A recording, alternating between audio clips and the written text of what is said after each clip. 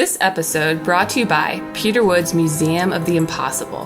What's a Museum of the Impossible? It's gonna be like Harry Potter meets Ripley's Believe It or Not. It'll be a one-of-a-kind, themed, interactive space where people can experience the impossible. But I need your help. To get the project started, I've set up a Patreon over at museumoftheimpossible.com. If you're able to throw a few bucks my way each month, we can build it together. Thanks for your support, and I can't wait to welcome you into the Museum of the Impossible.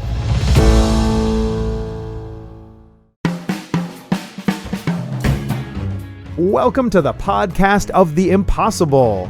I'm Peter Wood, and my guest today is a magician, teacher, problem solver, and fellow Darren Brown fanboy. Odds are you'll hear us talking about all of that and more as I'm joined by Mr. Timothy Carver. Darren Brown Mutual Admiration Society, or no, not mutual. You and I are mutual. Membership of two. You know what I mean? Yeah. we one of our things we enjoy doing when we are watching a magic show. Sometimes that is out live in the world, but then we also like watching Mr. Brown's specifically stage shows, like recorded stage shows, and going, getting a chance to sort of pick all that apart in the best way. Like he's one of the people at the top of their game, and so there's always so many lessons that we can learn from watching him. Without a doubt. Yeah. His newest Showman was unbelievably good. Yeah. Oh my goodness. I don't even think it's arguable. I think it's his best work yet. I think so. I mean, because it was, if you've liked all of his stuff previously, then you'll love it. But it was Stands on almost its own. more cohesive. Like Right. there was some really cool through threads. I don't want to spoil it certainly for anyone. But did you ever get a chance to see him live, or always just Unfortunately, no. recording? Okay. My friend Jacob did. He actually ended up doing a chicken sandwich eating competition with Darren Brown in New York City. Okay. As one does. As one just happens to. Yeah. That's hilarious. So I've not met him. I have spoken to one of his producers, Andy Nyman, on a handful of occasions. Okay. Through online, communications and things. Yeah. Got some advice and chats. It didn't go very far, but it was cool to be like, this is Andy Nyman. Yeah, He's awesome. yeah. 1 degree of separation from Darren Brown's pretty cool. Oh yeah. No, so I did Fool Us for the first time, and like 6 months later, the Jungle Cruise movie came out, and Andy Nyman has a small part in that. Right. But I didn't know it until I saw a snippet of him in a trailer, and I was like, oh dude. So like I tweeted, like I'm already looking forward to the Jungle Cruise, but the fact that @Andy Nyman is going to be in it just makes it even better.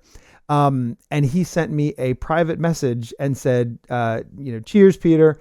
Thank you so much for the kind words. By the way, really enjoyed your performance on Fool Us. As did I. And I'm like, as it was incredibly flattering because it's 6 months later. Like it wasn't like, oh yeah, it just happened last night, Yeah. But then all of a sudden, this like rock in my stomach where it had never occurred to me that there was at least the slimmest possibility that Darren Brown would have seen me do anything ever. Yep. And the fact that someone who works closely with Darren mentioned that, I'm like, oh my gosh, I'm presuming that Mr. Brown has not seen me do anything, because that is a better way for me to live my life. You can sleep easy at night. Yes, because I'm okay with it being seen by a million people, just random like muggles on the CW. But if Darren Brown was watching, that's no, I can't do it. I actually had a similar experience to that with my opportunity to meet Teller. Oh yeah. So. Thanks to a friend of mine over in the UK, Henry White, who's a wonderful dear friend of mine. Mm. He got me in touch with Teller when I was going to go see Penn and Teller the first time live in Atlantic City, New Jersey. Yeah. And as it happens, Teller's emailing me back and forth, trying to arrange a time where we could meet, because it was a pandemic and everything. So we're trying to do everything safe, make sure we're both vaccinated and all this. Sure. And we get to the show, we see the show.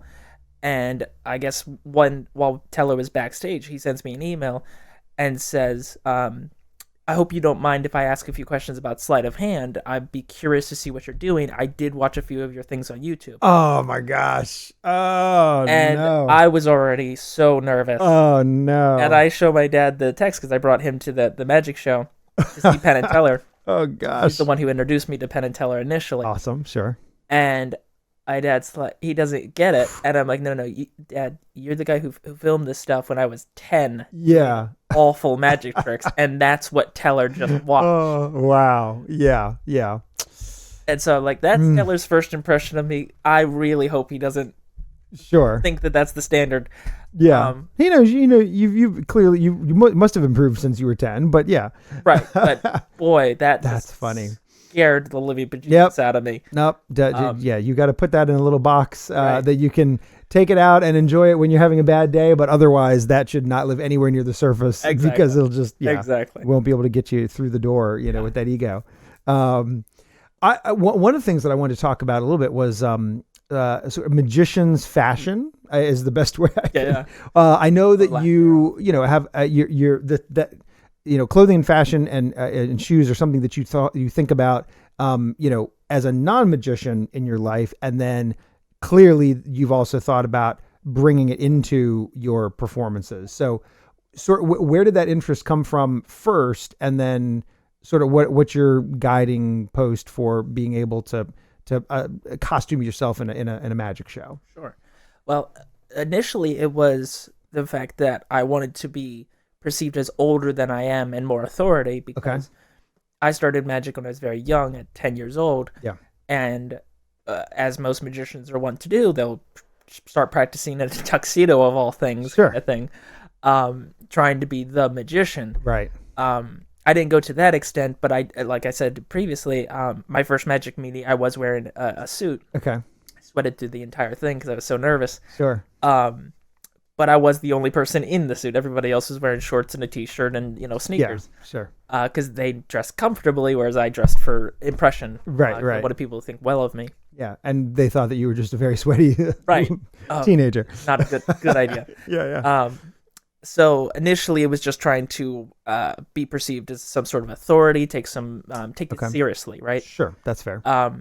And then later, when I started studying more with my mentors, whether that be Garrett or Tyler Erickson, they talked about how you want to come across on stage, how you want to be perceived before you even speak. Before your first impressions are always visual, so how do you want people to see you? Sure. And I didn't really have much of an answer. I know Garrett made his own choice, trying to dress more like a real magician because he lives the life of a magician, so he only ever wears black. Okay. Doesn't ever wear gray. You're not going to find him in any colors. Yeah. It's always just black clothing that is actually custom designed. He designs the clothing. His sister makes them. Oh, cool. Okay. So that it's one of a kind clothing, and he does that for a very specific reason, which is sleight of hand is done against a backdrop, which is often your clothes in close up. Cool. And if your backdrop and your clothing is all black, you have a perfect contrast against your skin and the cards. Interesting. Okay. So everything is clear and visual. Also, you have shadows and you can duck inside pockets and all this, so it has advantageous reasons too. Sure. And he also, when you say black clothing and custom black clothing, it has a sort of like mystical, almost Renaissance fair. Yeah. Like you do get the feeling that he is modern day at wizard. The very least eccentric, but yeah, maybe otherworldly, like or just yeah.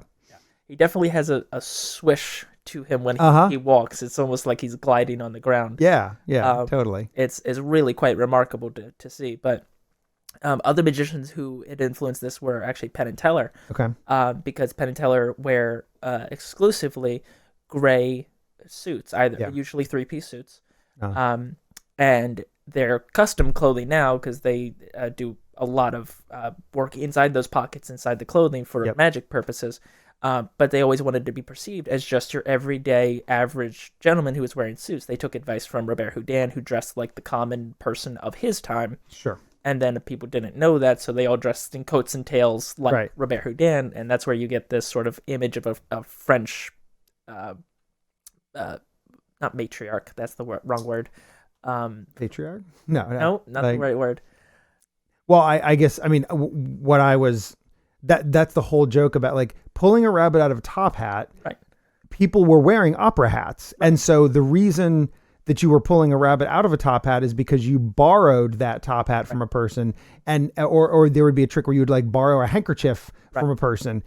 A handkerchief was a known organic thing. Exactly. And then even as top hats and handkerchiefs have gone out of style, magicians continue to do tricks with them. Right. So I think the tuxedo, the tailcoat, is sort of a vestige of that. Absolutely. Yeah. So Penn and Teller took that sort of inspiration and did it modern day. So they're wearing a 3-piece gray suit, often pinstripe.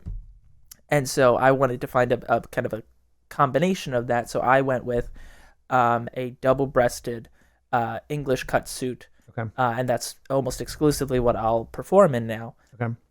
Simply because I wanted it to be tailored and put together partially to, again, assume that authority and that sort of take myself seriously in this outfit. And there's also a really cool thing that a friend of mine, Elliot Terrell, had talked about when it comes to clothing. He makes clothing. He's a clothier in New York. Has an amazing sense of fashion, probably one of the best dressed people in magic. Cool. Pretty much full stop. Okay.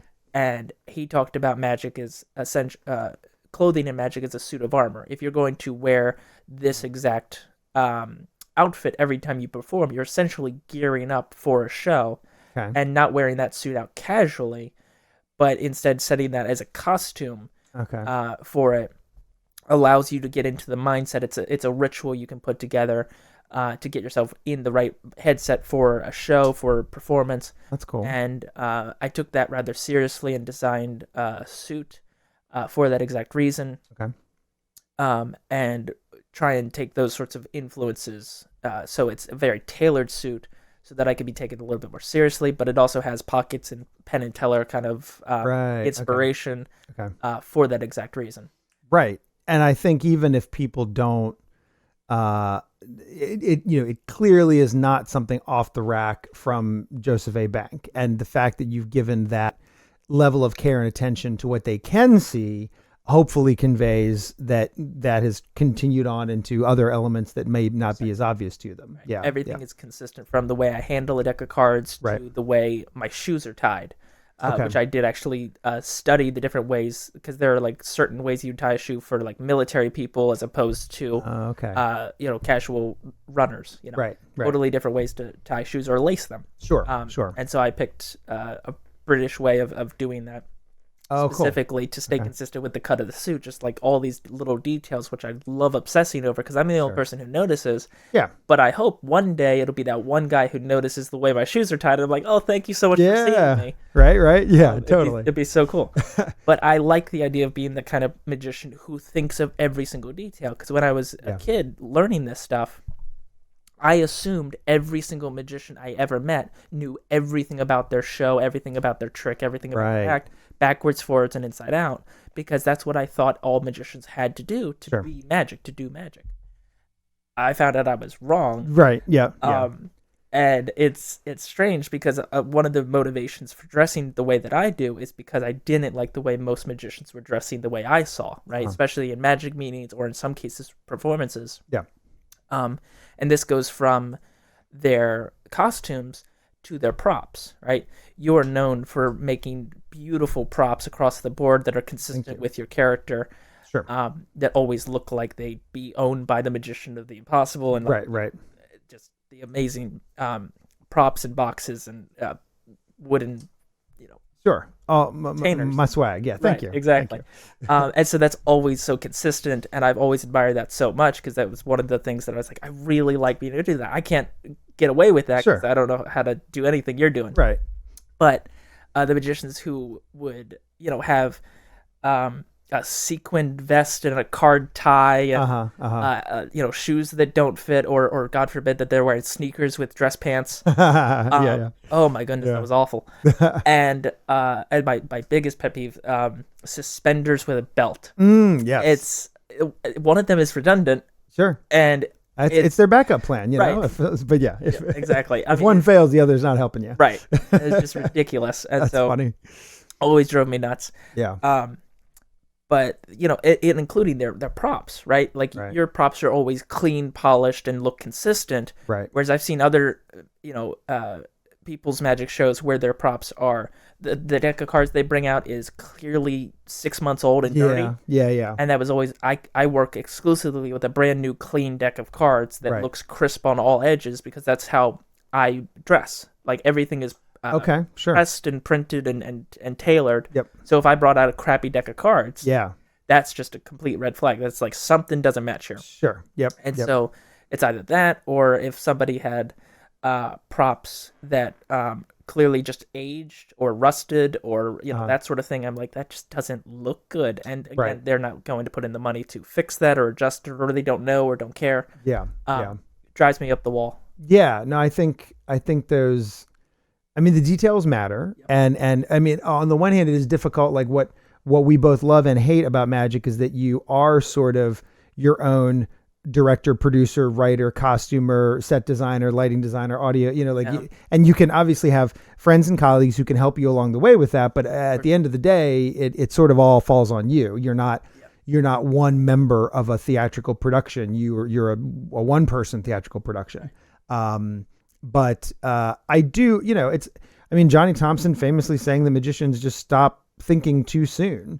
And so I think with a lot of people, it's like, they've seen other magicians wear a certain outfit, and for whatever reason, they didn't really think about why. They just thought about, well, I guess that's what I should wear. And then they put it on and stop thinking, and it goes back to that copycat thing of like, right. Your Chris Angel, your David Blaine, who dressed like they were just out and about, jeans and a t-shirt, completely standard clothing, and they would do magic then. Right. And then everyone just copied them. So you get a bunch of people just walking around with their everyday clothes doing card tricks, and magic, I think, was definitely helped by that, because you had more people doing magic because they realized, oh, I don't have to be the guy in the coat and tails to do this stuff. Right. But on the flip side, it was, this guy's just doing magic that he learned last night because he's ready for it, supposedly. Sure. And then you see a lot of worse magic, because again, the law of large numbers is going to have a bell curve. Yeah, exactly. I mean, and also just for the same number of illusionists a generation prior, right, who would have a shirt with a collar up and a fan blowing on them because that's what Copperfield had. Right. But not really understanding why. And like his shirt was, made by Armani. Yours was not, sir. It's interesting. This is the only head I've ever occupied, so I don't know what it must be like in other people's brains, but like, I don't know why you wouldn't think about that stuff. Right. I assume some of it is just obliviousness, where you're not thinking about what story do my shoes tell in the context of this performance. But it is part of, the theatrical term of mise en scène, like what everything we're seeing on stage, everything that is a part of this show that we're seeing in theater has been designed by a person who is qualified to think about that stuff. Right. So just giving it a little bit of thought, Exactly. And I also think, however, like you and I have made enough sort of character and persona choices that I think it's easier to answer those questions. Like you'll see whether it's a garment of clothing or a new trick on the market, both of us can look at it and tell immediately if it's going to fit our show or not, because we have a certain aesthetic or style, or whatever that we have decided to stay in that lane of, as opposed to just a wide variety of stuff. It was partially inspired by a counselor at Magic Camp when I went my last year. Okay. A magician from Canada named Shane Cobalt. Okay. He'd given a lecture on the presentation of magicians and why it's wrong, was the title of it. Okay, great. And I remember him coming out in these tailored, like, fashion, perfect clothing. It was a shirt that cost more money than my car, and okay, tailored pants and beautiful black Oxford dress shoes. Nice. And he asked people to essentially just judge him, how he looked and how he presented. He has very, very long hair. It's about shoulder length, really curly, fluffy hair, and perfectly tailored beard and glasses. And he explained his character and his design by choice. Okay. He is an he wants to be understood and assumed as a eccentric mad scientist, professor, magician. Okay. The guy who clearly is put together and is of a certain caliber when it comes to like income and stuff. Okay. People just assume because he looks wealthy. Sure. so that he can get the clientele that he's seeking. So he looks like them. Oh, I right? see. Yep, sure. He's not the best dressed guy in the room because he's comfortable in his clothing and confident in it. Right, I remember right. the advice that he given was, you'll notice none of my clothing is branded. It's not Adidas across the top. Sure. Because the thing that stuck with me is he looked at every single person and said, you are not a billboard. They are not paying you to advertise for Right, them. right. So when you're wearing your Marvel t-shirt, Iron Man thing, you're paying Disney a portion of your time and money Sure. by doing that. And so from that point forward, with the exception of a few magicians like Magic Warehouse, t-shirts, or Penn and Teller, or a few concerts where I did buy their merchandise specifically to advertise for the artists that I appreciate. Sure. I don't casually wear anything that's branded or anything that has logos or graphic tees of any kind. Right. Because I want to be me. I'm advertising myself constantly, and not another company, not another brand. Right. No, that is always. I did not. I mean, when I was growing up, it was the Tommy Hilfiger shirts, and it just. Ralph Lauren. I did right. It does not make any why. I don't understand. I mean, other than just really basic, it's a status symbol. But you just bought a $40 t-shirt that is just advertising someone else's brand across it. Exactly. And I hope it's a comfortable shirt for you because if I'm going to advertise a brand, it needs to be one that I, am passionate about and want to have a conversation with somebody about if I'm out in the world or whatever. And then definitely not. It is, I mean, certainly on stage, it's always strange when somebody is wearing something that is branded. Is that a paid partnership or I'm okay if John Armstrong wants to wear Marvel something while he's working on the Disney Cruise Line, go for it, Makes sense. but yeah, in casual, or I mean, in other gigs, I don't know why that would happen, but I am back to, is it because folks stop thinking too soon, or because if you're making a conscious choice, great. I'm always supportive of that. Yep, totally. As long as you're thinking about. I can disagree with it because there are plenty of magicians who chose to dress or present or act a certain way. Yeah. And I'm like, okay, you made a choice, and I'll respect that. You definitely thought it through. Sure. But I think fundamentally you're wrong. I disagree. Yeah. Well, if you want to, I was trying to think. I wanted to make an Instagram segue for you, just fundamentally wrong. But I didn't want to say if you want to see a fundamentally wrong Instagram account, because that seems wrong. No. Or also, I don't want to say that your Instagram is the best place for people to see all of your fashion choices. Nope, definitely not. I mean, not that you're in branded attire on there, but yeah, it's not, that's not necessarily the content that's there. Right. The point of my Instagram right now is actually magic moments. So each and every one of my posts is either an appreciation post for a magician, or a moment captured with my friends in the magic community. Oh, cool. Okay.